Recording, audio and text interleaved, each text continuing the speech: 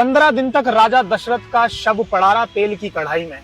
पास में एक पुत्र नहीं है जो अग्नि दे दे साहब, क्योंकि प्रकृति को बिल्कुल फर्क नहीं पड़ता कि आप ईश्वर हैं या ईश्वर के पिता हैं।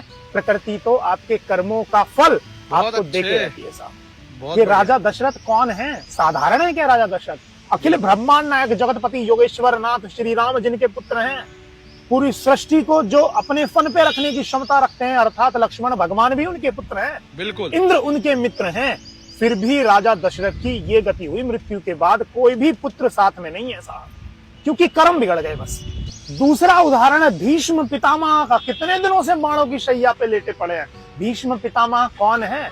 सबसे बड़े ब्रह्मचारियों का अगर उदाहरण लें तो भीष्म पितामह का नाम आता है। राइट। कोई भी गलत काम नहीं किया 100 साल तक भी, परंतु एक ही गलत काम हुआ कि एक नाग को साइड में फेंक दिया और वो नाग कांटों में गिर गया जाकर, और वो कई दिनों तक पड़ा रहा साहब। सभी जानते दूसरा, हैं। एक हिरणी को तीर मार दिया, वो हिरणी गर्भवती थी, तो ये कर्म बिगड़ गए साहब।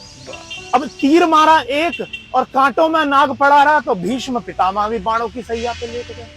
आपके कर्म जब तक बिगड़ते रहेंगे, ये प्रकृति आपके प्रतिकूल ही काम करेगी, और आज नहीं तो कल आपके कर्मों का फल आपको मिलके रहेगा। फिर आप ईश्वर के पास भागो, ज्योतिषियों के पास भागो, जादू टोना टोटकों के पास भागो, कुछ भी नहीं होने वाला है, क्योंकि प्रकृति के आगे नहीं चलने वाली है किसी की। प्रकृति तो देख ही रहेगी आप। तो इसलिए अपने कर्मों को शानदार करिए। जितने आपके कर्म शानदार होंगे, प्रकृति आपके अनुकूल काम करेगी। प्रकृति किसी को नहीं छोड़ती है, चाहे आप भगवान हो या भगवान के पिता हो। जय श्री राम।